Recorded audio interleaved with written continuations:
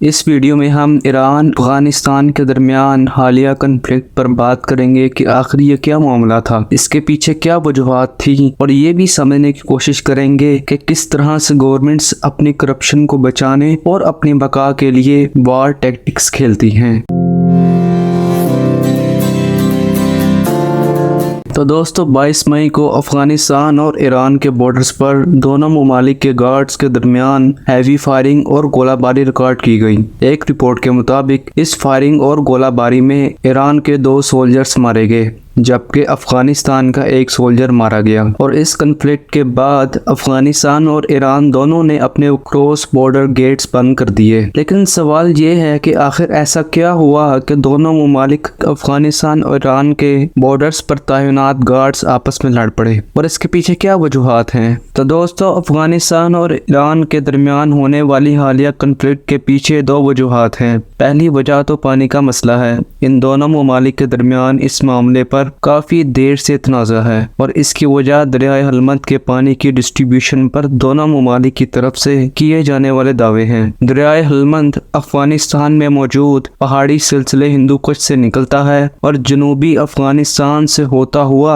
Iran के सूबे Sistan Balochistan में जा गिरता है। 1940 और 1950 के सालों में अफगानिस्तान ने दरिया हलमंद पर डैम्स बनाए। इन डैम्स की वजह से ईरान की तरफ जाने वाले पानी का बहाव कम हो गया। अब चूंकि दरियाए हलमंद अफगानिस्तान में से निकलता है इसलिए अफगानिस्तान इस दरिया के पानी पर हक का दावा करता है, जबकि दूसरी तरफ ईरान भी दरियाए हलमंद के पानी में से अपने हिस्से का दावा करता है क्योंकि इसका इख्तिताम ईरान की सरहद में होता है। अफगानिस्तान और ईरान के दरमियान दरियाए हलमंद के पानी के तनाज़े को सुलझाने के लिए 1973 में एक मुआहदा तय पाया था और इस 1973 के मुआहदे के मुताबिक अफगानिस्तान ईरान के साथ पानी शेयर करेगा जिसकी मिकदार 850 million cubic metre per year है। लेकिन ये एग्रीमेंट अफगानिस्तान को इस बात की इजाजत देता है कि अगर दरिया में पानी की मिकदार कम हो तो तयन शुदा मिकदार से कम ईरान में भेजा जा सकता है। क्लाइमेट चेंज और दरियाए हलमंद पर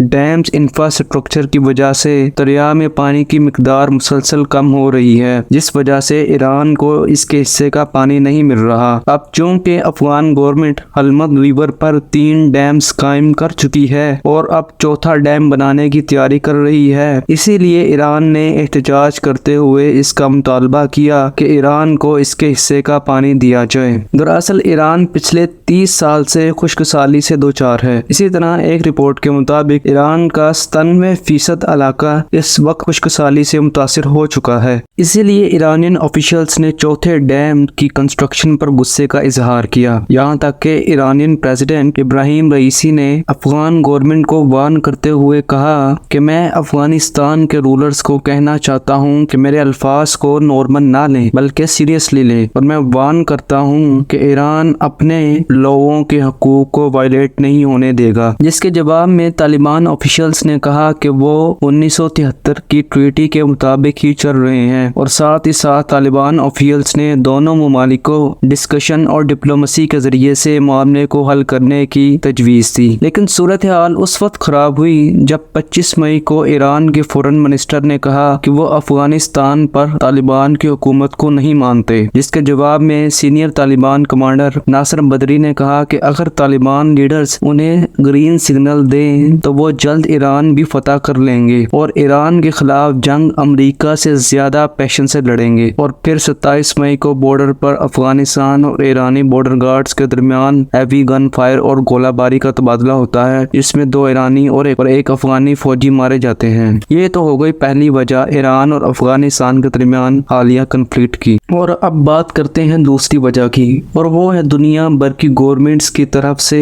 वार डाइवर्जन टैक्टिक्स का इस्तेमाल, यानी तमाम इश्यूज से लोगों की तवज्जो हटाकर जंग की तरफ डाइवर्ट करना। और ये टैक्टिक पूरी दुनिया में गवर्नमेंट्स इस्तेमाल करती हैं ताकि गवर्नमेंट्स अपनी नाअहली की तरफ से लोगों की अटेंशन को हटा दे और पॉलिटिकल गेन हासिल कर सके। अफगानिस्तान और ईरान दोनों ममालिक की इकोनॉमिक सिचुएशन काफी खराब है और दोनों ममालिक की लीडरशिप्स को अपनी बका का खतरा पड़ा हुआ है। जब से तालिबान ने अफगानिस्तान अफगानिस्तान पर हुकूमत बनाई है, वर्ल्ड स्टेज पर कोई भी इन्हें अफगानिस्तान का कानूनी रूलर मानने पर राजी नहीं है, जिसकी वजह से अफगानिस्तान की तिजारत बहुत कम है और मुल्क इकोनॉमिक क्राइसिस से गुजर रहा है। जबकि दूसरी तरफ ईरान पर हैवी सैंक्शंस होने की वजह से ईरान की इकोनॉमिक सिचुएशन काफी खराब है और हर साल मुजाहरे होते रहते हैं और ग्रेजुअली वायलेंट मुजाहरों की वजह से ईरानियन रिलीजियस रजीम को अपनी बका का खतरा है। यही वजह है दोनों ममालिक छोटे से कन्फ्लिक्ट को बढ़ा चढ़ा कर बताते हैं ताकि आम आवाम में सनसनी फैला कर रखें और लोगों की तवज्जो बेसिक इश्यूज से हटाकर इस तरह के इश्यूज पर डाइवर्ट कर दें। इसकी बेहतरीन मिसाल सऊदी अरब और ईरान के दरमियान कुछ महीनों पहले होने वाली सिचुएशन है, जब ईरान में महसा अमीनी के कत्ल के बाद पूरे ईरान में वायलेंट प्रोटेस्ट हो रहे थे, तो तब ईरान के मिलिट्री जनरल्स सऊदी अरेबिया को तबाह करने की धमकियां दे रहे थे, क्योंकि ईरान का कहना था कि इस प्रोटेस्ट में सऊदी अरेबिया का हाथ है। और फिर कुछ हफ्तों बाद ईरान सऊदी अरब से दोस्ती कर लेता है। ये टैक्टिक्स ईरान और अफगानिस्तान के अलावा दुनिया भर के तमाम ममालिक इस्तेमाल करते हैं। इंडिया में तो इस वार टैक्टिक को इस्तेमाल करके इलेक्शन जीते जाते हैं। पाकिस्तान में ये टैक्टिक इंडिपेंडेंस से ही एक्सप्लॉइट की जा रही है और यूएसए ने तो इसी टैक्टिक्स को एक्सप्लॉइट करके 9/11 के बाद मिडिल ईस्ट पर धावा बोल दिया और पूरे मिडिल ईस्ट को तबाह कर दिया। मैं उम्मीद करता हूँ कि आपको ये वीडियो पसंद आई होगी। अगर आपको ये वीडियो पसंद आई हो तो हमारे चैनल को सब्सक्राइब करें और इस वीडियो को शेयर करें ताकि आप मजीद इस तरह की इंफॉर्मेटिव वीडियोस देख सकें। अब तक के लिए अल्लाह हाफिज, मिलते हैं नेक्स्ट वीडियो में।